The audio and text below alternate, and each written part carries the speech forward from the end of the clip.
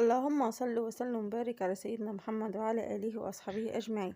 يا صباح الورد، يا صباح التفاؤل، يا صباح السعادة على عيون أحلى متابعين. وحشتوني جدا جدا جدا، بحبكم في الله.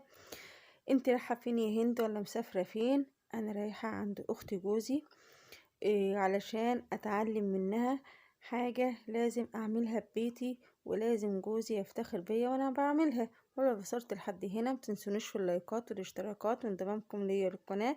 وزيزا هوت بيقول لكم ما تنسوش اللايك يا حلوين. طب انت مسافرة عند أخت جوزك هتعملي ايه؟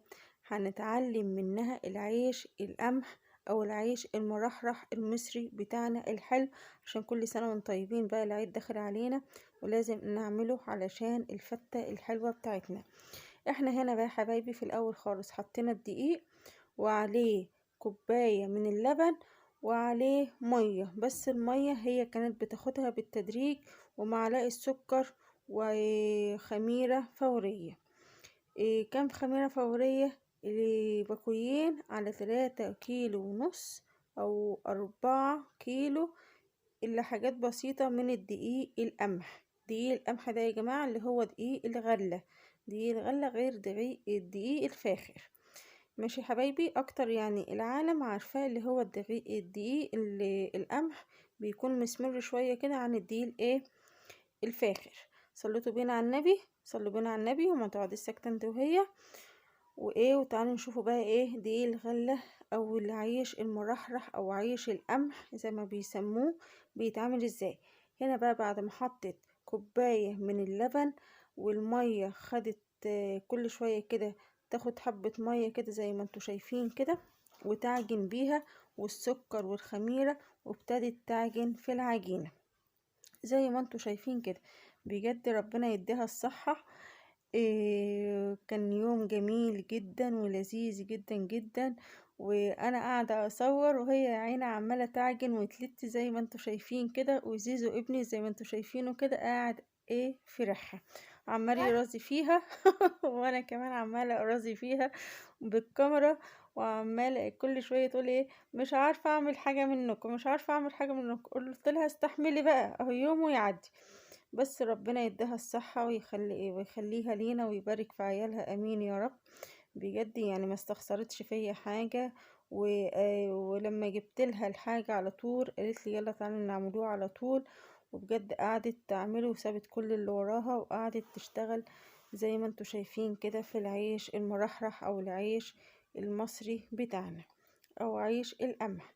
هنا بقى بعد ما خلصت لت وعجن ومش عارفه زي ما انتوا شايفين كده عملته بالزيت، يعني حطت على وشه زيت. انا قلت لها في ناس بتحط عليه دقيق، قالت لي لا انا ما بحبش نحط عليه دقيق، انا بنحط عليه اللي حب الزيت كده بيخليه ناعم كده وحلو. وبس وهنغطوه وهنخلوه يخمر لحد ما يرتفع شوية. وبعد كده نبدأه بقى نقطعه فيه.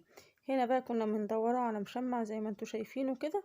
وهنا كان بتحط حتة كده عجينة كده في فوق كده عشان تشوفوا بيخمر ولا لا. ما بين بقى الخمران بتاعه بين التقطيع عملت معاكم صينية السمك الجميلة ديت، بس ما انا عرفتش اصورها معاكم عشان ما اطورش معاكم الفيديو. هنا بقى كانت جارة اخت جوزي كانت عندها هناك، قالت لها بقى عمال ما اروح مشوار واجي قطعي انت بقى في العيش عمال ما ترجع. كانت رايحة مشوار يعني قريب من البيت عندها، وشافت جارتها ديت قاعدة عندها، قالت لها قطعي في العيش عمال ما نرجع من مشوار. يعني ما غيبتش مسافة 10 دقايق وجت تاني. هنا بقى حطت الدقيق في اللوحة الخشب اللي انتوا شايفينه دوت، وعمالة تقطع في العيش اهوت. يعني انا اتعلمت منها، قاعدة افرحها وعمالة اتعلم منها. زي ما انتوا شايفين كده، بصوا التقطيع عاملة ازاي.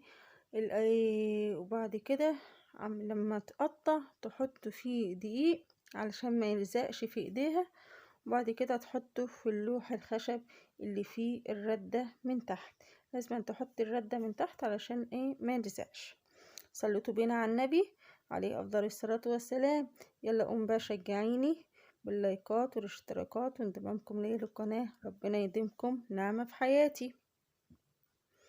بجد كان يوم جميل جدا عند اخت جوزي، ربنا يا ربي ما يحرمناش منها ابدا. وكان يوم جميل ولذيذ، بسم الله ما شاء الله، يعني عمال يرازي في مخاليق الله هناك.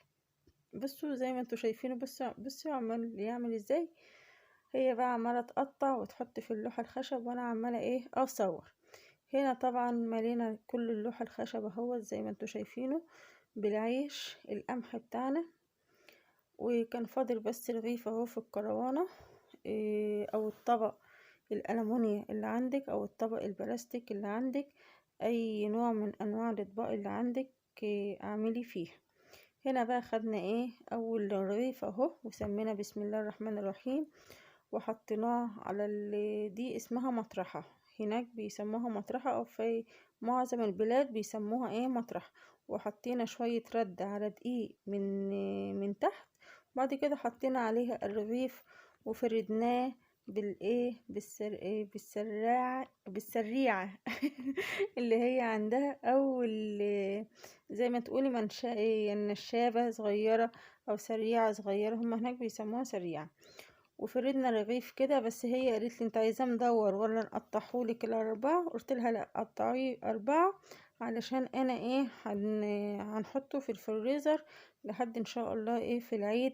وكمان المدور هيبقى واخد مكان ياما وهيبقى كبير في الفريزر، فانا خليتها ايه تقطعهولي اربعة كده. فلما قطعته اربعة دخلته الفرن على نار عالية زي ما انتوا شايفين كده، واستنيناه بقى ايه لما ايه يطلع ويبقبق كده في ايه في قلب الفرن. بجد كانت ريحته جميلة جميلة جميلة، وبالذات لما يطلع بقى من قلب الفرن وتاكليه كده مع حتة جبنة حدقة ولا حتة جبنة قريش، ما اقولكيش بقى على الجمال وهو طالع سخن كده من الفرن. بجد جميل جدا جدا جدا. وعلى فكرة العيش ده مش بيتعمل للعيد بس، لا، ده بيتعمل طول السنة هناك في اي يعني اي بلد ريفية او حتى في الصعيد، بيعملوه طول السنة بدل العيش بتاع الطابونة اللي احنا بنعملوه. بجد بيبقى جميل جدا، بيبقى طري، وبينفع كمان في الافراح. اكتر الطباخين بتعمله برضو للناس اللي بتيجي تاكل في الافراح. بيبقى حاجة جميلة جدا، ولقمة طرية مش ناشفة، بيبقى طري جدا جدا جدا، بيبقى جميل وريحته جميلة جدا. عشان كده مسميينه العيش المصري او العيش القمح او عيش الغلة او العيش المرحرح. هنا بقى خلصنا اول رغيف في الفرن، جابت برضو تاني رغيف اهو، وتنت برضو ايه تبطط فيه كده لحد ايه ما يتعامل معاها شوية. وهنا ايه كل شوية ايه تلفه كده على المطرحة علشان تشوفه هو عايز ردة من تحت ودقيق ولا لا. وجابت برضو النشابة الصغيرة هيت او السريعة الصغيرة، وتنت تفرد ايه بالعيش. صليتوا بينا على النبي، صلوا بينا على النبي وما تقعديش ساكتة انت وهي. صلوا بينا على النبي كده، وخلوا القناة تتفعل بيكم وتكبر بيكم، ربنا يديمكم نعمة في حياتي عليه أفضل الصلاة والسلام. بصوا زيزو بيقول لكم ما تنسوش اللايكات، ما تنسوش اللايكات. بجد كان بصي في اليوم ده كان مدوخني، كل شويه اقول له اقعد اقعد اقعد. وفرحان بقى بالعيش وفرحان بالعجين. بجد بتبقى فرحه جميله. الخبيث في البيت عامه بيبقى فرحه وبيبقى بركه، وبيدي للبيت كده طعم وريحه وطعم تاني خالص. بصوا العيش لما طلع بقى من الفرن يا حبايبي، بصوا العيش ده تاني رغيف بقى. برضو اختي جوزي هي قاعدة قدام الفرن يا عيني، كان الله يقويها فعلا في اليوم دوت ويبارك لنا فيها. كانت قاعدة قدام الفرن ويا عيني، والجو حر بقى في اليوم دوت، كانت الجو ولعة، عارفة يعني ولعة. كنا يوم الجمعة، كنا يوم الجمعة يا جماعة، بس الجو كان ولعة ولعة ولعة وكان حر. مش عارفة هي طاقت قعدة الفرن ازاي.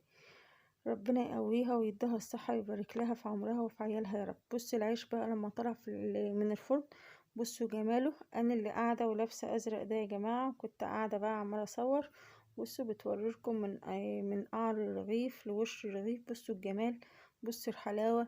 هو ده العيش ولا بلاش بقى، واللي يتاكل ولا نقول لكم على الريحة بتاعته ما تتوصفش. اول ما طلع كده رحت واخدالي كده رغيفين، وقعدت على جنب كده بحتة جبنة بقى ما اقولكيش، ولا في صينية السمك بقى اللي احنا كنا عاملينها، كانت جميلة جميلة جميلة. اه والله، كنت عاملاها بالخضار بقى، يعني بطاطس وبصل وطماطم وفلفل وايه ومخلياها جميلة. بصوا جمال العيش عامل ازاي، اللهم صل على النبي. بجد كان جميل جدا جدا، وطعمه كان جميل جدا. اللي كان بيعمل ده بقى يا جماعة بالسلسلة بتاعته كان زيزو، برضو عمال يعاكس فيا وعمال يعمل فيا. ده بقى العيش المدور، احنا عملنا حبة كده وحبة كده. ده اللي كان العيش المدور اللي هو كان طالع. وده بقى العيش بعد ما طلع. شوفوا الطريان بتاعه، شوفوا الطريان بتاعه عامل ازاي. بصوا انا عماله اوريهولكوا. بصوا عامل ازاي، طري طري طري طري. بس اهم حاجه اللي انت تسيبيه يتهوى شويه، وتشيليه في الفريزر في اكياس، وتطلعي منه على الاكل على طول. لو عجبكم الفيديو لحد هنا يا حبايبي، متنسونيش في اللايكات والاشتراكات وانضمامكم ليا.